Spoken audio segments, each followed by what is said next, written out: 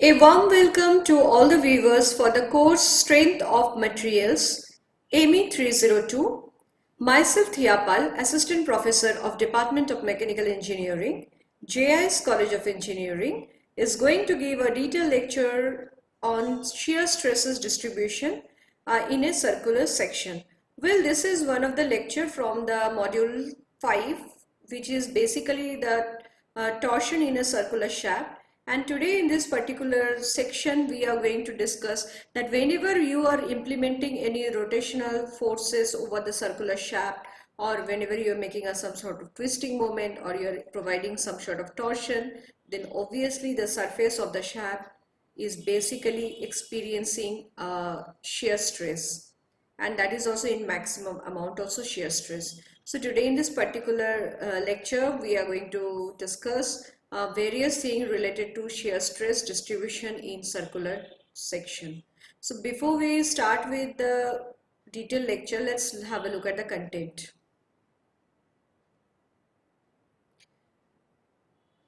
So this is your content. Initially, we'll be discussing about the solid circular shaft. We'll be discussing about the hollow circular shaft. We'll be discussing about the thin circular tube with the mean radius r. We are going to discuss about the composite circular shaft. We are going to discuss about the design of the shaft. And finally, we are going to solve out one or two examples of numerical. Because unless you solve out the numerical, the entire concept of the theory that is behind the particular content, it will be a little bit difficult for you people to understand. So what I was talking, that today we are going to have a look for the shear stress distribution in a circular shaft. So shear stress distribution for circular shaft, in case of solid, in case of hollow, it will be totally different, because there is associated with the diameter, because solid shaft is having only one diameter, that is a capital D, and when we are talking about the hollow circular shaft, basically it is containing two diameter, one is the inner diameter, one is the outer diameter. Then we are going to discuss about the thin circular tube with having a mean radius of r, and obviously we are going to discuss about the composite circular shaft. Okay, and obviously design of shaft is very essential, because unless you are aware of the design of the shaft, it is difficult that where it is experienced how much amount of shear stress and so and so. So just have a look: solid circular shaft, hollow circular shaft, thin cylindrical or circular tube with the mean radius r, composite circular shaft, design of the shaft, and finally we are talking about the numerical. So what we are talking, this is a solid circular shaft. Okay, you can see this is a fixed plane. This is the circular shaft, and this is the particular length L. This is the length L, and this is the turning moment or twisting moment that has been provided to this particular shaft, and you can see maximum shear stress that you can obtain at the extreme portion of the fiber of the shaft. So outer portion you are getting the maximum shear stress. Similarly, at the center you are getting the minimum one. So already you are aware that polar moment of inertia of a solid circular shaft, which is represented by pi into d to the power 4 by 32. So this capital D is what? This capital D is your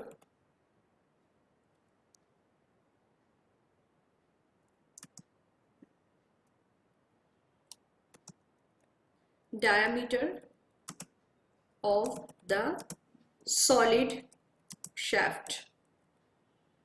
Okay, so D is the diameter of the solid shaft. Z, this is the polar section modulus, that is represented by Z, and this is for solid shaft. So for solid shaft, ZP, again I am repeating, ZP is equal to IP by capital R, and this R, this capital R is none other than D by 2. So this thing you have to memorize. because the entire thing is related to this portion.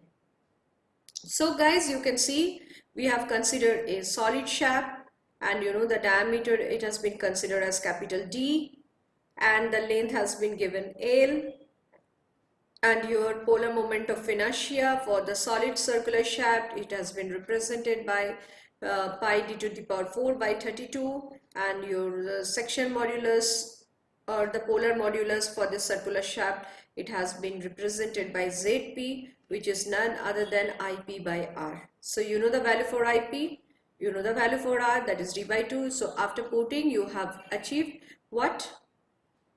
That is pi d to the power cube by 16. That is represented as your Zp. So this is the actual polar section modulus for your solid circular shaft. Now let's have a look for the hollow circular shaft. So hollow circular shaft, you can see you have got D1 as your inner diameter, and D0 as your D0 is your outer diameter, and D1 is your inner diameter, and you can see that maximum shear stress is obtained at the outer fiber, that means at the surface of this particular shaft. Okay, again I'm repeating, you can obtain maximum shear stress, because here in this particular content we will be discussing only about the shear stress that has been experienced by the circular shaft. And so here you can see what this is, a circular shaft, and you can see maximum shear stress that has been obtained at the outer surface of this particular shaft, and D1 is the inner diameter of the shaft. So you can see this is the tau minimum you are obtaining, this is the tau minimum, and this is the maximum, and you can see this is the thing that has been occurred here. So again, just have a look. D1 or Di, it is the internal diameter. D0, it is your outer diameter, and again you are talking about the polar moment of inertia, which has been represented for the hollow circular shaft by pi by 32 into d to the power 4 minus di to the power 4. So d is none other than your what? That is the outer diameter and inner diameter. Again Zp. So Zp, again I have told Zp always represent Ip by R, and R is equal to D by 2. So if you put this D is what? D is none other than your outer diameter. D is your other than outer diameter. So same thing is occurring here. Zp you need to know, that is pi into d to the power 4 minus d1 to the power 4 by 16 d0. Why you are getting 16 d0? Because already this 32 is divided by this 2. So you are getting that as 16, and here in below you are getting another d0, because this d is none other than your outer diameter. So from this particular portion, I think it is clear to all of you that for hollow circular shaft, your polar moment of inertia, it is represented by pi by 32 into d0 to the power 4 minus di to the power 4, and this section modulus or polar moment or polar modulus of the torsional of in a circular shaft, it has been represented by pi into d0 to the power 4 minus di to the power 4 by 32. Now we will be discussing for thin circular tube with a mean radius that has been considered as capital R. So you can see this is a circular shaft. Is that clear? And you can see this is a hollow circular shaft. Or you can say this is a very thin circular tube, and you can see the thickness is also very small. So what we did, we have considered a mean radius, that is between this outer diameter and inner diameter. What I did is that I have considered a portion in this particular portion where I have considered as to be the minimum 1, and this has been taken as the radius R, and you can see this is the tau, that is the stress that has been obtained in this particular fiber. It has been represented by this tau. So this particular thin circular tube is experiencing some sort of shear stress, and that is also in the rim of this particular thickness, which has been represented by tau, as well as it has been represented by tau here. So as you know, let the thickness be considered as T. So your polar moment of inertia has been considered as A into R square. Now what is the area? Area is represented as 2 pi R into 2. So this is your area. Again, you know, for IP, that is polar moment of inertia, it is represented by 2 pi R cube into T. Now if I ask you what is the section modulus or polar section modulus, then Zp is represented by IP by R. So after putting the value for IP, that is the polar moment of inertia, that is equal to 2 pi R cube into T, by your maximum radius, mean radius, it has been considered as this R itself. So what you get right now for the section, polar section modulus, that is 2 pi R square into T. So you have to be very thorough with this particular content, because here we are going to study about the Zp, that is for thin circular tube with the main radius R. Now if you talk about the shear stress distribution, okay, again I am repeating, now if you want to talk about the shear stress distribution, that has been assumed with a uniform across the thickness, and it is obviously given by, that is the tau, that is T by Zp. It has been given by T by Zp. So shear stress distribution has been assumed uniformly across the thickness, and it has been given by tau, that is represented by T by Zp. T is the torsion and Zp is your polar section modulus.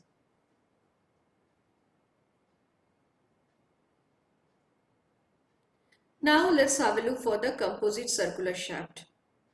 Composite circular shaft, what do you mean by the term composite?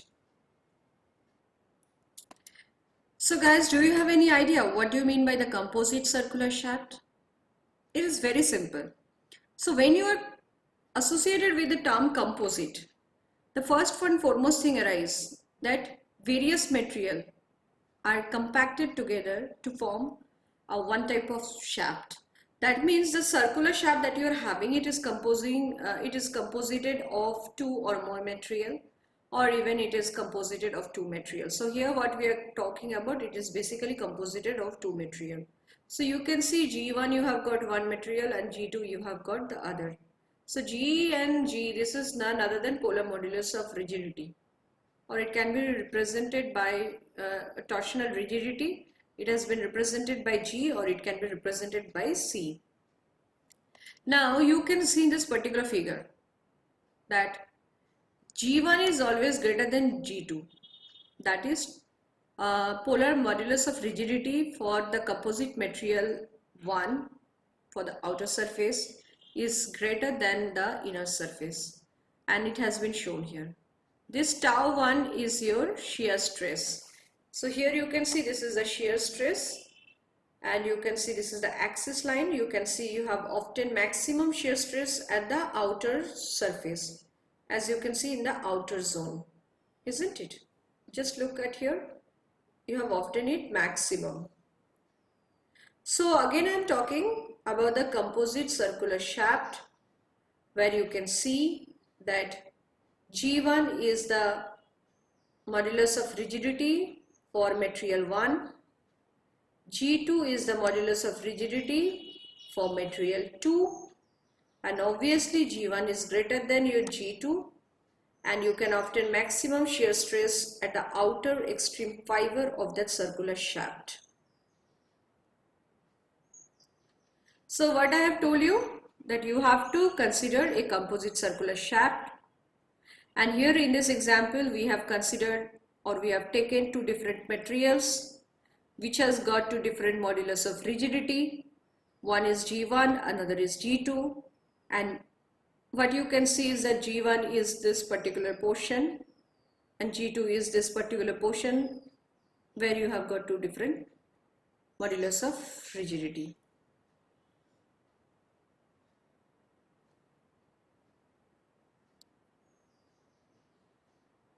So just have a look at this particular composite shaft. So both the composite material are experiencing different torque because the modulus of rigidity is different.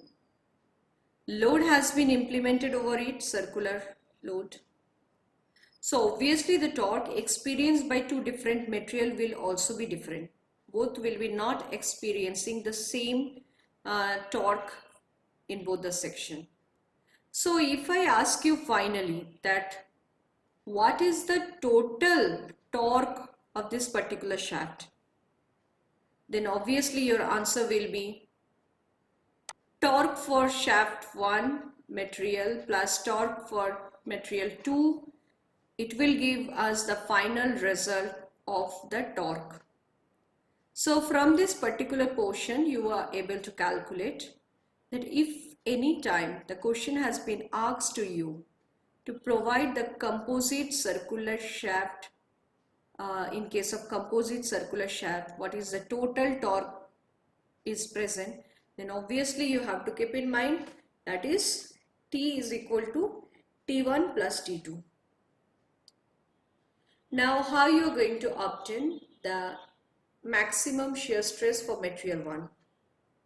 So maximum shear stress for material 1 is none other than, that is T1 by polar section modulus of material 1. So that will help you to get the maximum shear stress for your material 1. Similarly, if I ask you what is the maximum shear stress for material 2, then you have to say that is the torque produced by the second material by the polar modulus of the section which has been represented for material 2 as ZP2.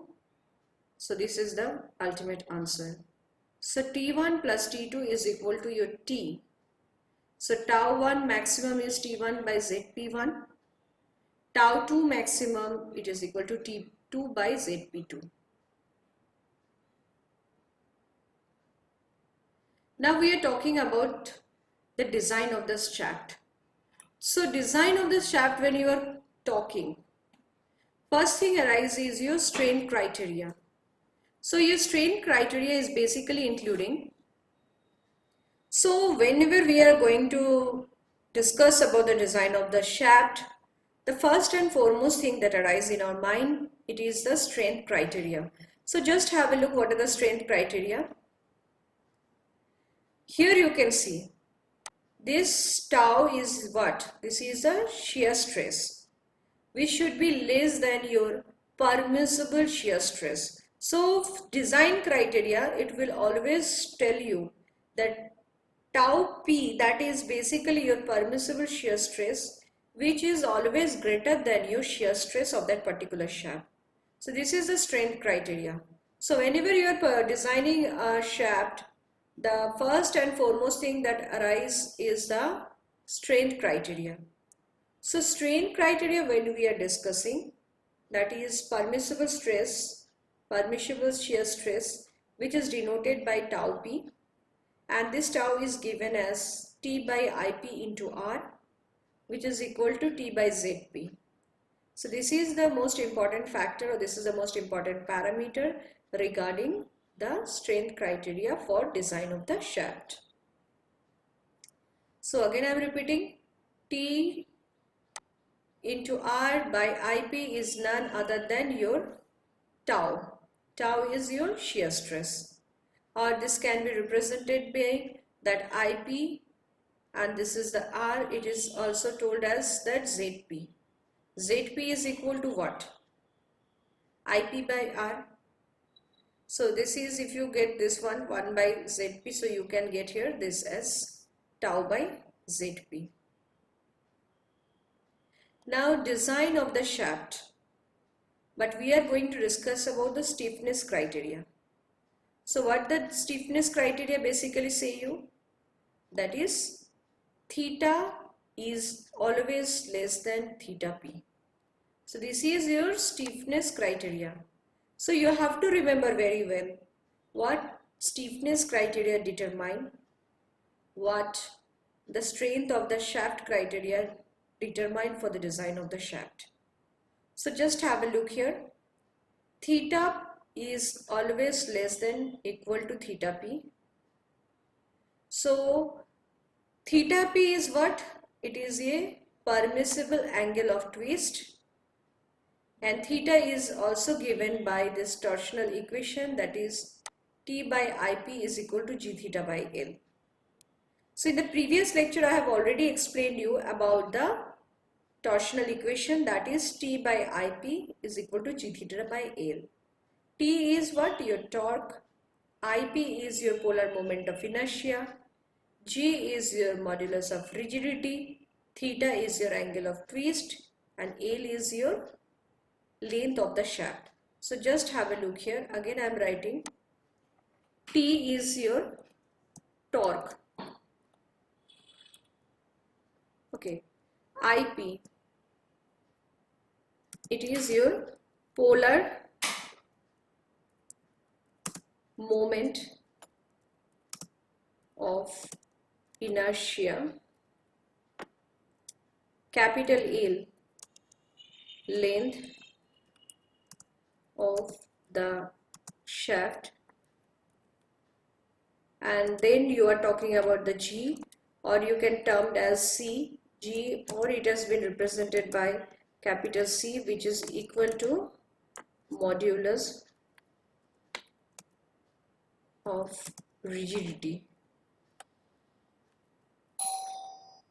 Okay, and theta, it has been represented by angle of twist. So theta is what? This is basically your angle of twist.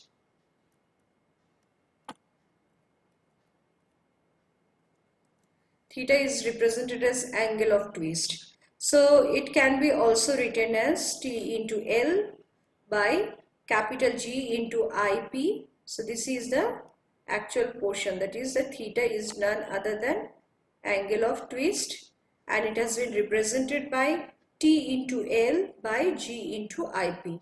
So you are here I have assured you that what are the various things that has been written here, that has been containing in this particular notes for the design of the shaft.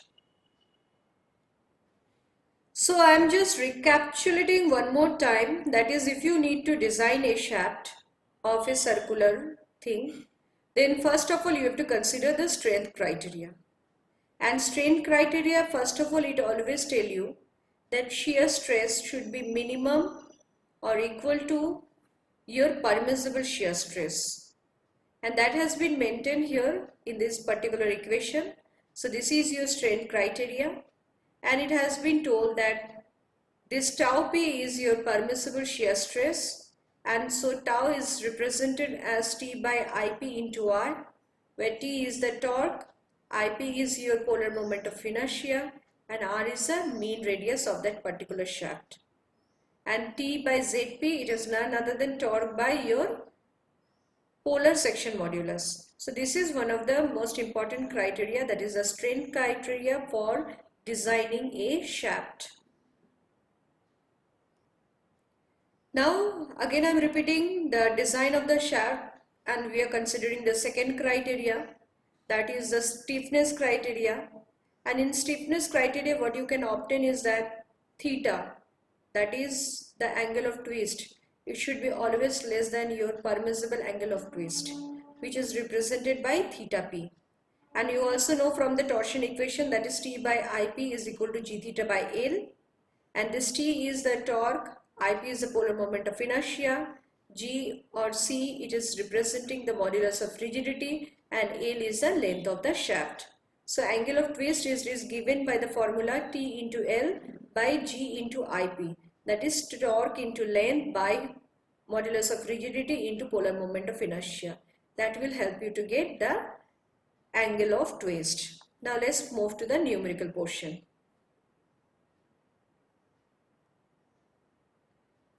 Finally, we are discussing the first numerical. Just have a very proper look at the numerical. It has been told to you a solid circular shaft of steel which is subjected to a torque of 48 kilonewton. And if the permissible angle of the twist is 0.5 degree per meter length of the shaft, then give us a design that is suitable for the section of the shaft if the shear stress does not exceed 90 Newton per millimeter square. And we need to also find the maximum shear stress and shear strain in the shaft, and we need to know the modulus of rigidity as 84 gigapascal. So you can see that we have considered a solid circular shaft of steel which has been subjected to a torque of 48 kilonewton meter, and here you can see the maximum shear stress that can be provided, it is 90 Newton per millimeter square, and your modulus of rigidity has been given to you 84 gigapascal. So you need to find out the maximum shear stress and obviously the shear strain. So now let's have a look for the solution. Okay, so torque has been given to you, that is 48 kilonewton meter. You are doing it, converting it into Newton millimeter. So just multiply by 10 to the power 6 to get Newton millimeter. Now angle of twist maximum, that is your theta p, it has been given to you 0.5 degree. You have to convert it into radian. That's why pi by 180 you're multiplying.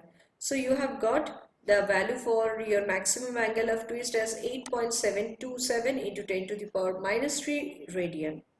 Length has been given to you 1000 millimeter, and you have got the permissible shear stress as 90 Newton per millimeter square, and you have got the modulus of rigidity, it is as 84 gigapascal, which is represented by 84 into 10 to the power 3 Newton per millimeter square.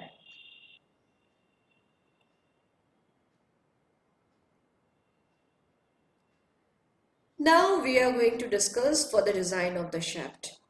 So design of the shaft, first of all we are discussing about diameter based on the strength criteria. So I have already told that while we are designing the shaft, we are considering the diameter based on strength criteria. Again, we are calculating the diameter based on your stiffness criteria. So if I talk about the design criteria regarding to the strength criteria, then I must say that torque is none other than shear stress into polar modulus or polar section modulus. And you can see T is equal to your tau into Zp. So from there you can get the value for the stress, that is tau is equal to your torque by the polar moment not, it is the polar modulus section which has been represented. So torque value has been given to you, and Zp value is known to you, pi into dq by 16.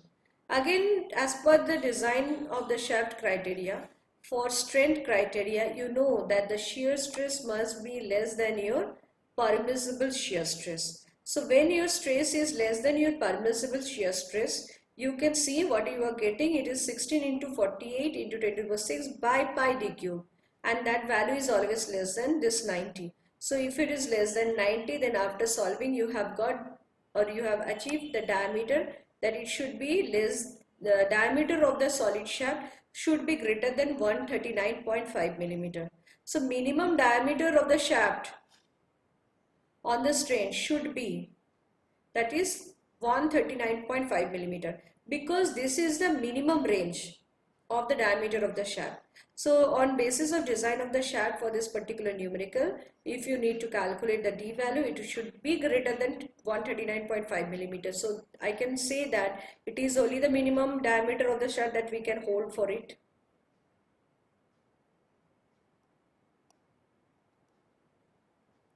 Now according to the based of the stiffness criteria, again I have told that T, that is the torque, is equal to your IP is equal to G theta by L. So in this particular section, if you talk about the theta, then theta is what? The angle of twist. So according to the angle of twist, you can write now from this particular above equation, that is T into L by G into IP. IP is the polar moment of inertia.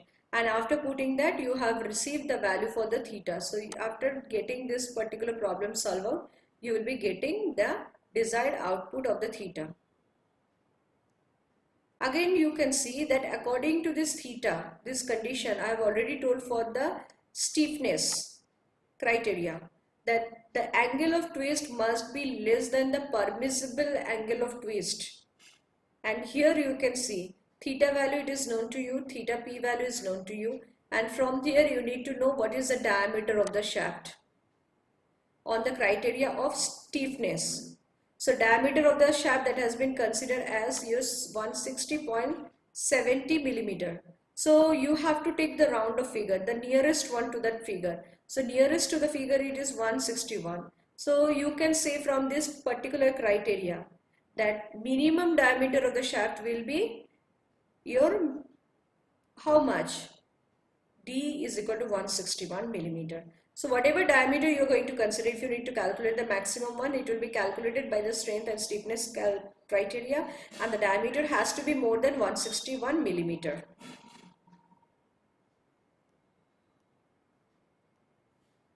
This is another numerical where it has been told the design of the diameter of any solid circular shaft, and it has to be transmitted with the power of how much? 50 kilowatt, and that is rotating at your RPM, that is your small n, that is 120 RPM. So the maximum torque is just likely to exceed that by 30%. Whatever torque it has been obtained, so maximum torque that will be transmitted is just 30%. So if I ask you that maximum permissible shear stress, then it is your 60 megapascal, and it has been calculated as angle of twist for the length of 180 millimeter, and you need to know that G is equal to your 80 gigapascal. Now just have a look at the solution. Clear? So you know the power load. Load is your 50 kilowatt, and that has been done into watt. That is 50 into 10 to the power 3 watt. And you can see new RPM rotating. N is the number of rotation that is occurring. It is 120 RPM. And Tmax is how much? 1.30, because 30% of the T mean. So you can see 1.30 of this particular T mean. So you know the permissible shear stress that has been given to you is none other than 60 megapascal, and your length of the shaft has been considered as 1800 millimeter. So now if you have a look at this particular thing, that means T mean is equal to Tm. And here you can see that this power, this is P is equal to Tm into 2 into pi into n by 60. So here you got the value for the Tm, that is the mean torque. So you can see mean torque value you have achieved as 3978.9 Newton meter. So if I tell you that the maximum torque that can be obtained through this numerical, it is 30% of your minimum torque. So mean T mean, if you have got the value 3978.9 Newton meter, that means T max will be 1.30 into your T mean. So finally you have achieved the result. What is the torque maximum? That is 5172.57 Newton meter.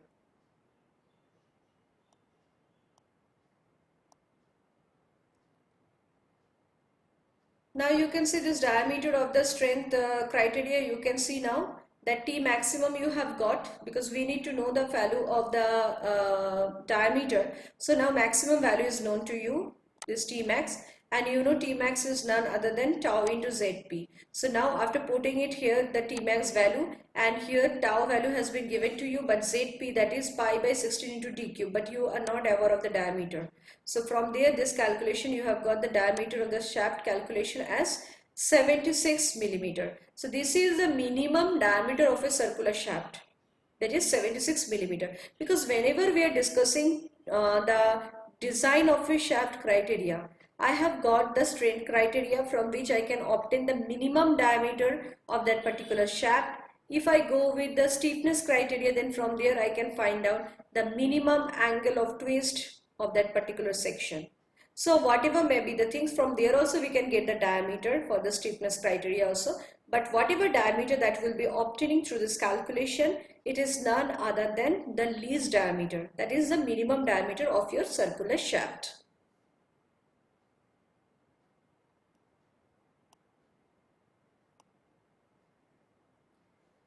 So now we are finding out the angle of twist. So angle of twist means again the same formula you know, that is T by IP is equal to G theta by L is equal to tau by R. This is your torsional equation. So from there, if you go with the G theta by L is equal to tau by R, you know the value for the shear stress, you know the value for the R, you know the angle of twist. Sorry, we need to calculate the angle of twist from here. So from here, theta can also be represented by tau into L by G into R. So from there you have got the value for theta, which is none other than 0.0355 radian, and you need to convert it into this degree. You need to multiply it by 180 by pi. So multiplying with this particular 180 by pi, you will be getting 20.3 degree. So the angle of twist for this circular shaft is to be considered as 20.3 degree.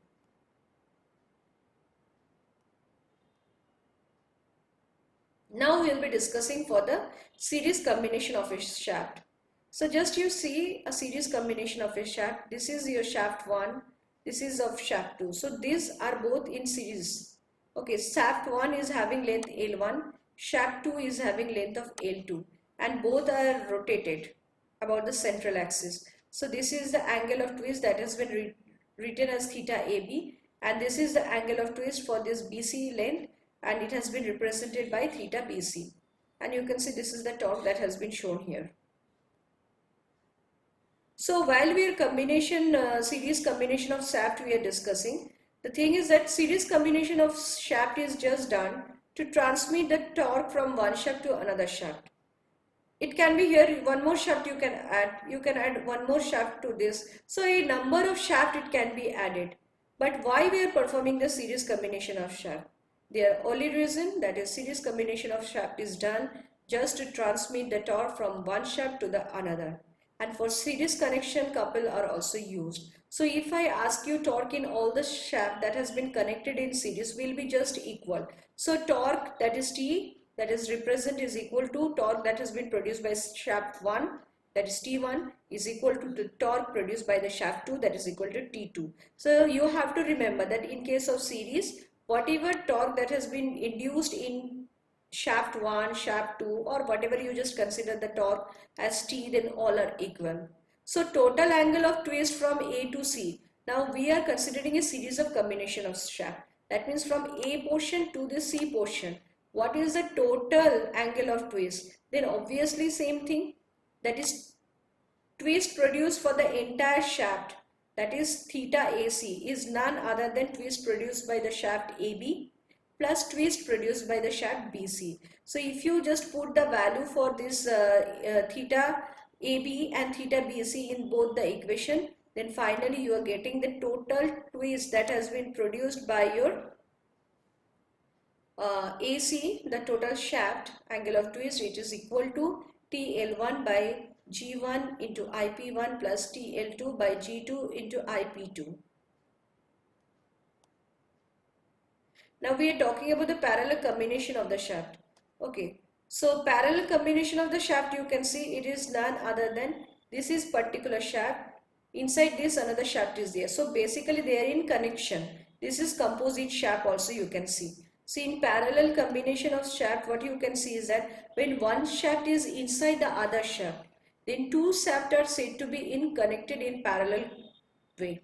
So parallel combination is done by providing some sort of keys between the shafts. So if you are using some key between the two shafts, then you can make a parallel combination of the shaft. And here you can see, here in both the case, the angle of twist theta 1 is equal to theta 2. So if theta 1 is equal to theta 2, that means T1 into L1 G1 P1 is equal to T2 into L by G2 into IP2. So both are same. So from there you can get the total torque produced is T1 is equal to, T is equal to T1 plus T2. So here I come to a conclusion, and here I have already explained you that how this combination of the shaft is occurring and how you are getting the thing connected. If it is in series, if it is in parallel, then how you are going to calculate the value for the torque. for both the section, what is the basic difference between the angle of twist in both the cases. Everything has been discussed in this particular lecture. Thank you viewers for viewing the video, and please stay connected with me so that in my next lecture we can come with some more example that is going to be solved out in this particular lecture of distortion in circular shaft. Thank you. If you have liked the video, then please subscribe the channel, like my video, and also comment on the video. Thank you very much.